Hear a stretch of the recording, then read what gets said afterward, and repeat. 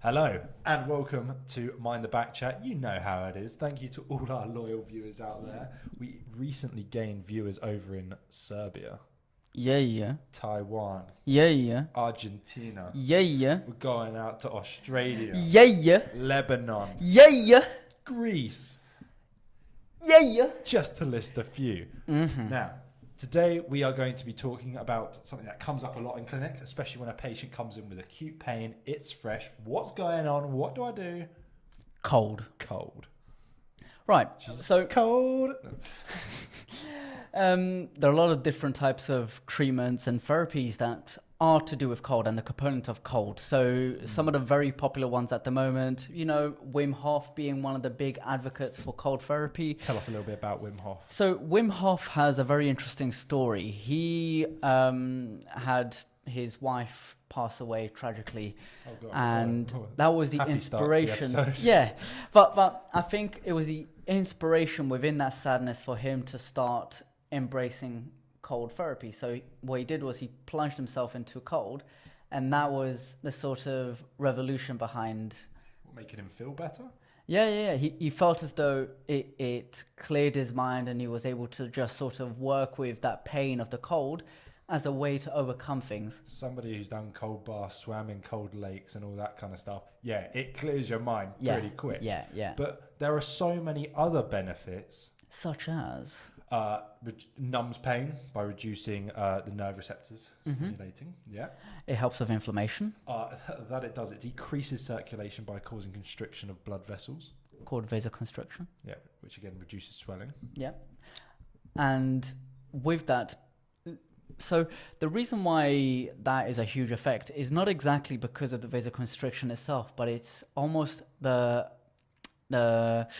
bounce back from that very cold temperature to then the average temperature of the normal sort of room that you're in. Yeah. So having that huge difference between that very, very cold to then going into your normal 8-9 degree temperature room, it's such a big difference that it flushes things. Yeah, and that's the other point. By reducing the swelling, you're also going to help speed up recovery aspects. You're also reducing the buildup of DOM, so lactic acid in the area, especially if it's coming from a sports injury. Yeah. But soft tissue mainly. But it also, as we said, it's slowing down the stimulation of the nerves, so that's going to reduce the stimulation of pain to the brain to tell you it's pain. And the thing is, once you've got that, then you're going to be more promoted and more motivated to walk, to exercise. Yeah. And as we know, motion is lotion. Movement is medicine. Exactly. Oh, that was smooth. Oh, yeah, buddy. So it's like when you play football, you get the magic sponge out. Because it's just freezing bucket of cold water, and you just stick that on there, and you put it on there for like 5 seconds. You're like, oh, yeah, I'm better. Yeah. Totally not just because... as footballers, we go down way too easily. Not because of that at all. No. So there are Hashtag Ronaldo. Suey. There's a lot of different types of way that you can cool an area down. Quite classically, it's easy for us to tell our patients, stick an ice pack on it, get a bag of peas, wrap it in a t-shirt. Normally, this is what I tell all my patients, wrap it in a thin material. Too many times people stick it in a kitchen towel. It's too thick. That cold takes too long to get through it, if ever.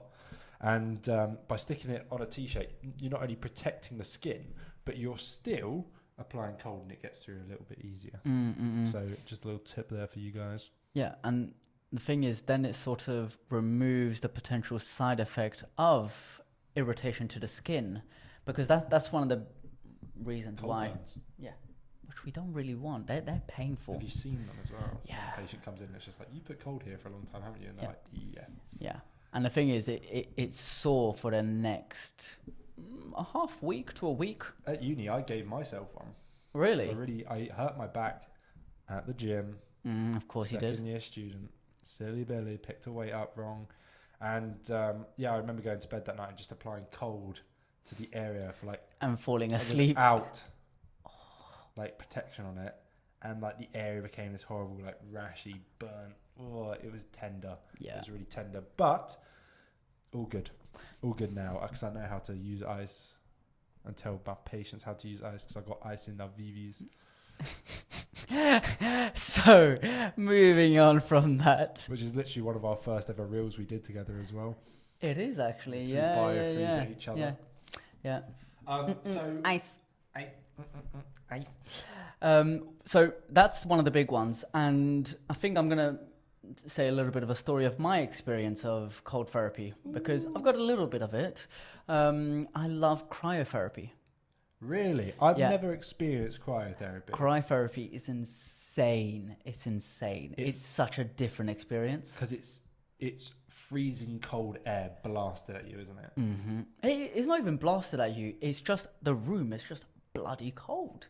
Yeah. They use nitrous oxide to cool the air.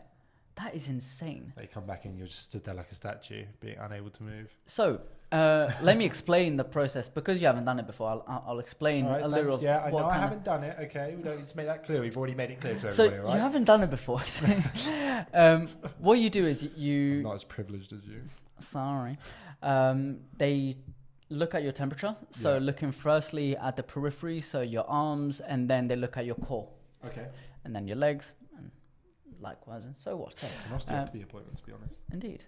They look at your blood pressure to make sure that you're viable for being in cryotherapy, because what they find is the second you get cryotherapy, your blood pressure absolutely plummets. And your heart, really plummets, goes down. It plummets. Because when you like take cold baths, your heart rate and blood pressure actually go up, and it can put you at risk of Shock. cardiovascular disease, cardiovascular issues, heart attacks, because it's such a shock to the body. That's why you got to gradually, control your breathing. But So- I didn't know that, right? Yeah, so it drops completely down, not because of why you're in there, Yeah. but it's the second you come out. Oh, okay.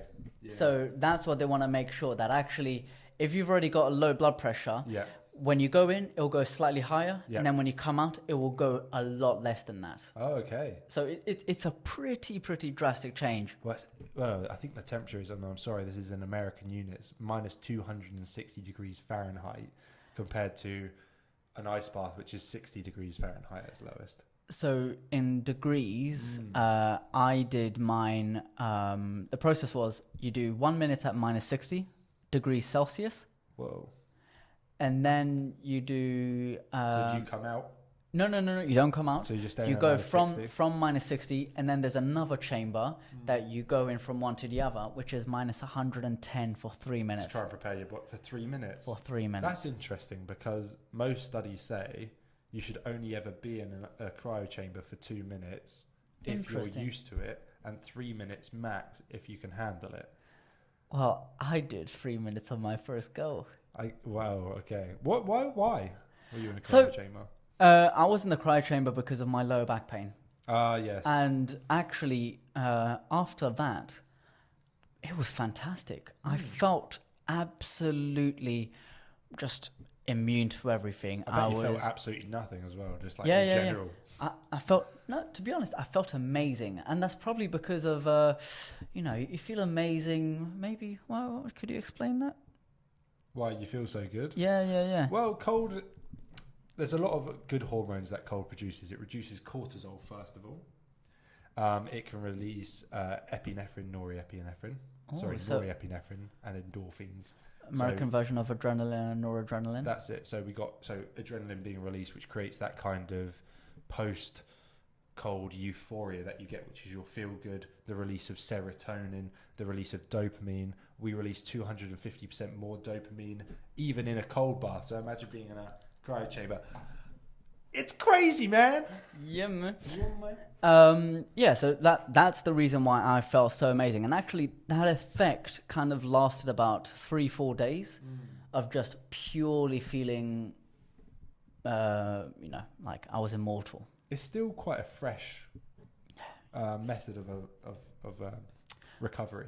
But anecdotally, it has such a great backing at the moment, which is fantastic. I think it's one of those things that with the help of Wim Hof and a couple of other sports people trying to bring it forward, it's really taken the world by storm. But one interesting thing I've come across is more studies are obviously needed. There's a lot of studies into cold water, ice baths, plunge pools, all that kind of things, but not enough that has gone yet into cryotherapy to really understand the true benefits. Yeah. But also maybe some of the true risks from it as well, because it is majorly cold. It's majorly cold. Hence why you're in an ice bath, maximum 15 minutes, max. Yeah.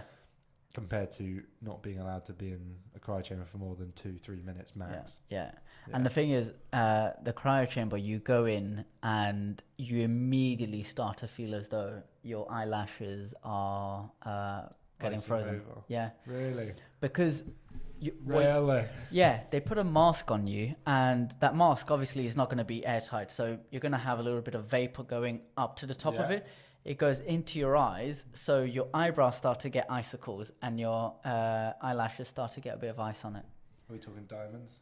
No. Getting iced out? Nah, not quite like that, bro. Not quite like that yet.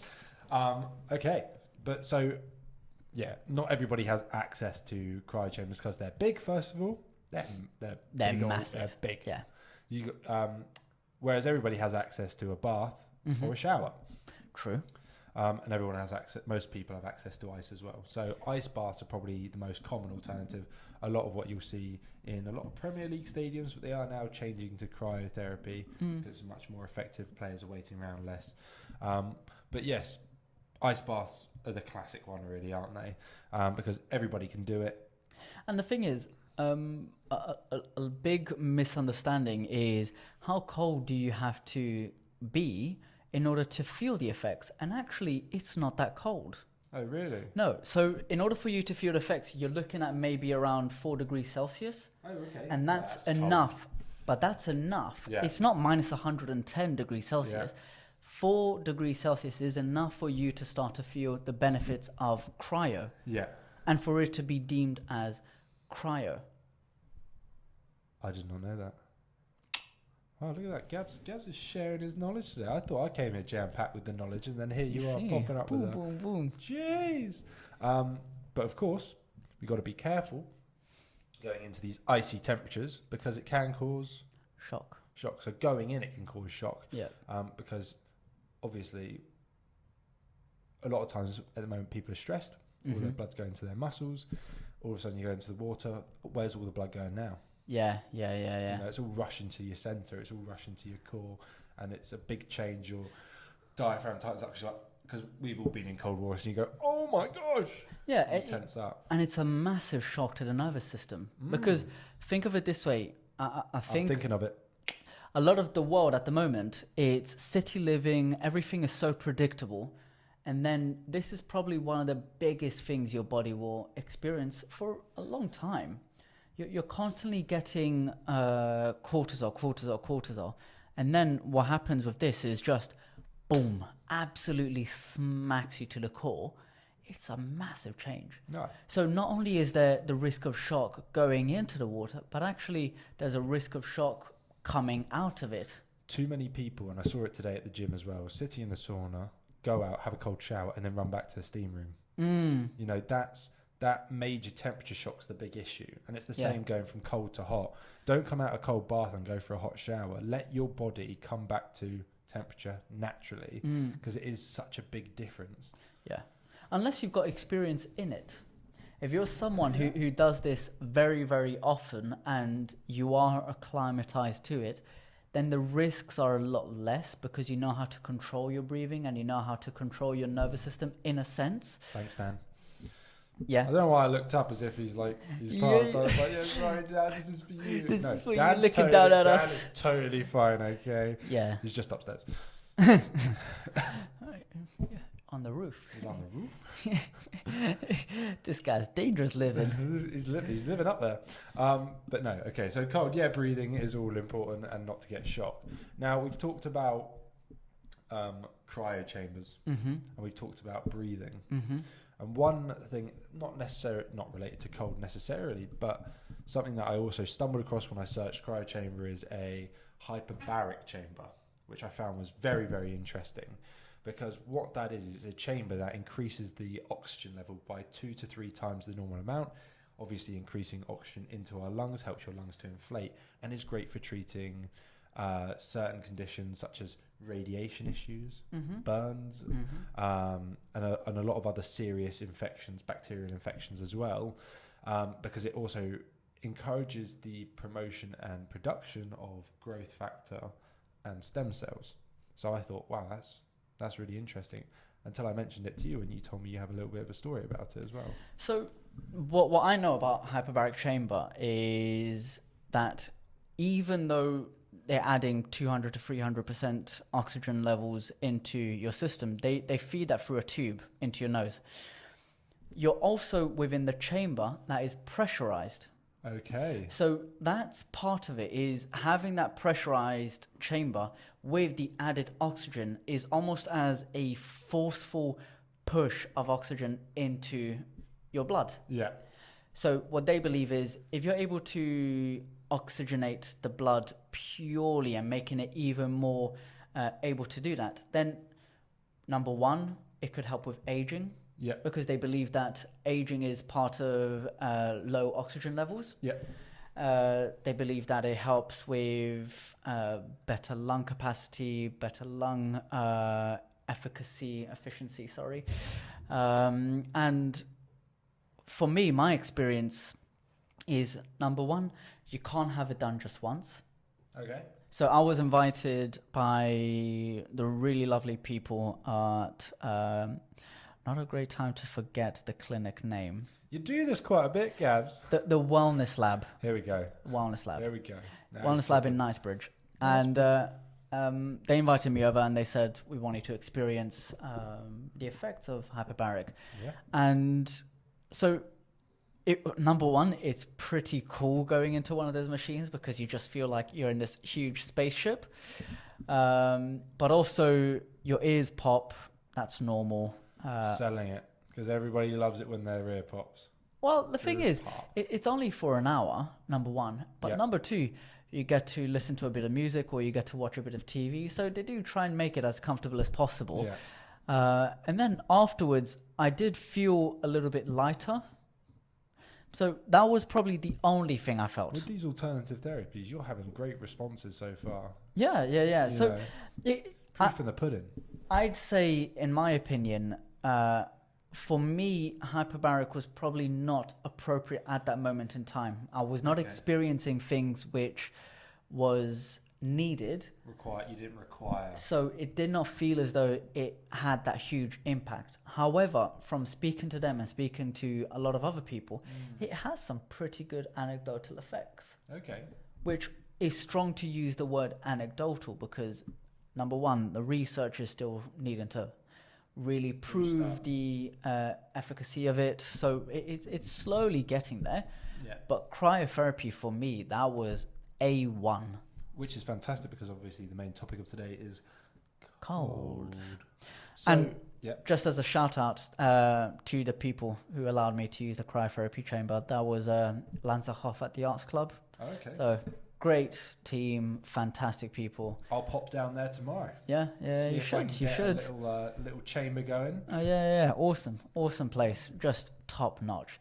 If you want to look at top notch, free promo right now. Yeah. If you want to look at luxury, high-end tech medical center, you can't get any better than Lanzerhof, in my opinion. I mean, from what I've seen. I mean, I'm not going to argue with that because first of all, never been. Second of all, got nothing to compare it to. I'll show you some pictures later. Oh, sweet. Yum. It's like, this is an ice chamber, so cool. Yeah. So obviously in clinic, a very common thing, almost to a point where I joke about, osteopaths should just hand it out in a business card, is hot and cold. Yeah? Yeah. So we've all go home, put heat on it for 10 minutes, and then put the cold on it for 10 minutes straight after, then heat and 10. And people are probably wondering now, like, well, you just told us not to mix it up. The big difference is it's not your whole body. Exactly. It's a small section of your body, so you're not going to get that shock. But also, I stopped. There's only some cases where I think you do need a bit of both, because obviously heat helps the muscle to relax, and the cold's more for the pain reduction.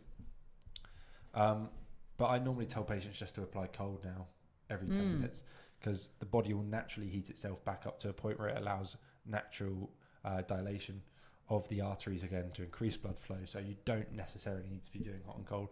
And also, it's a pain heating up one thing, getting a cold thing out. Yeah. You know, it's Yeah, that's a very good point. I think I completely agree with that. I can't fault that for a second.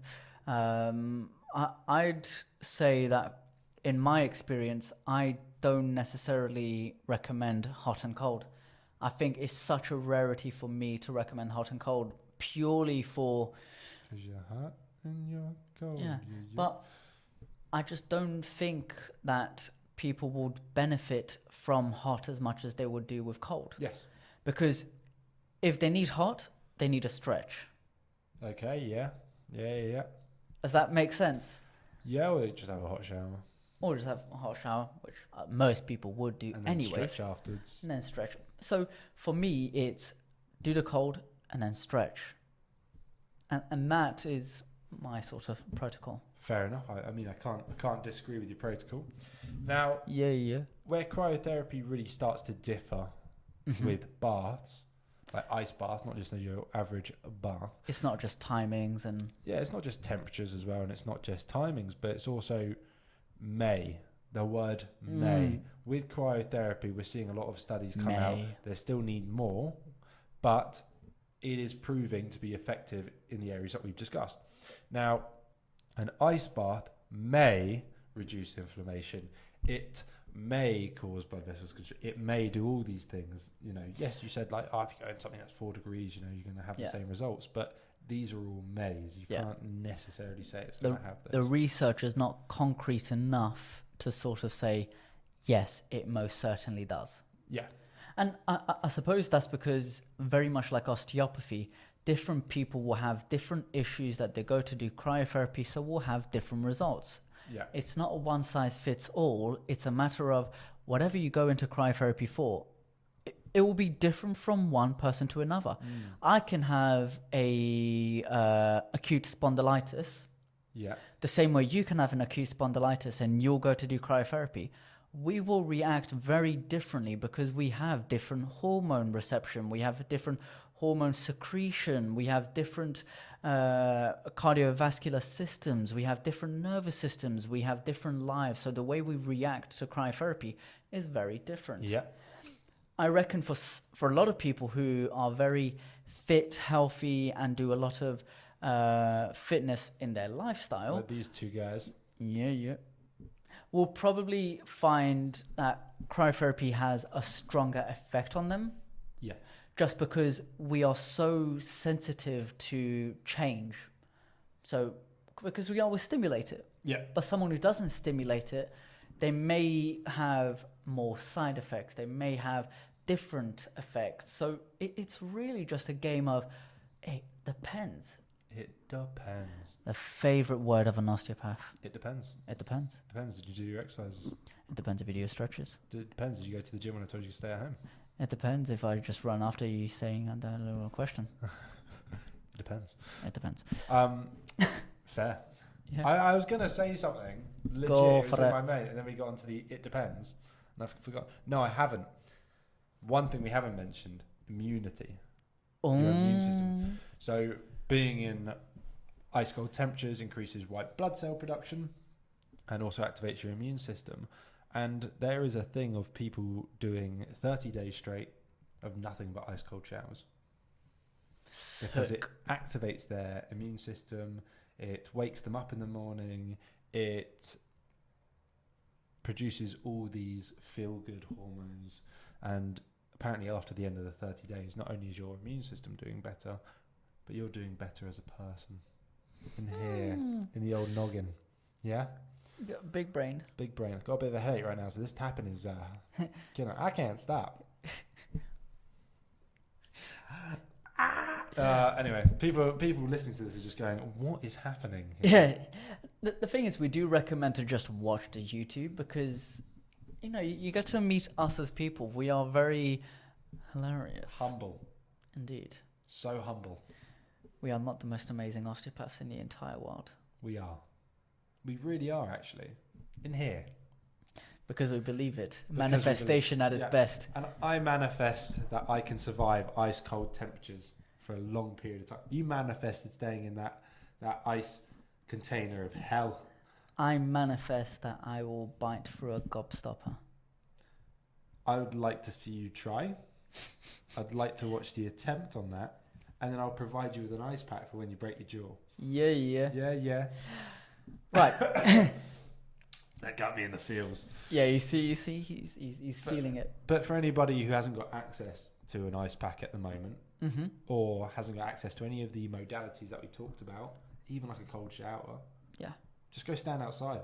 Yeah. It's freezing in England at the moment. It is. It's ridiculous. 1 minute we go from nice warm temperatures to the next it's freezing cold again. I'm scraping ice off my car. I'm thinking, get it together. Yeah. You know, Global warming. Oh, don't even get me started on global warming. I believe in it. Don't worry. But like people who say it's not non-existent. I mean, come on. It's like, heavily... did you see our summer last year?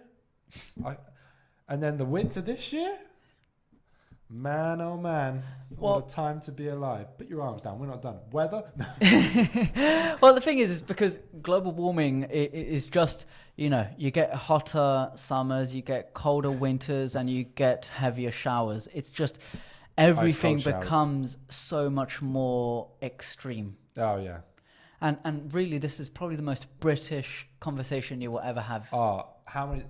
It's sweater weather. Sweater weather. Oh, it's sweater weather? Oh, it's sweater weather. Yeah. Oh, you know, it's cold outside. Oh, it's sweater weather. That's like... Good weather we're having today. Honestly, any patient that comes in, I'm just like, what? The weather, man? What's happened? Like, it's got so cold once. And everyone goes, I know. I will finish it off with, this is the most British conversation ever. Yeah. And then you've got to do that little double hand slap onto the thigh and go, time for us to go. Right. Right.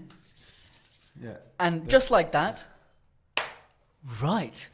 That was our amazing episode of Mind the Back Chat to do with the topic of cold. Heat coming soon.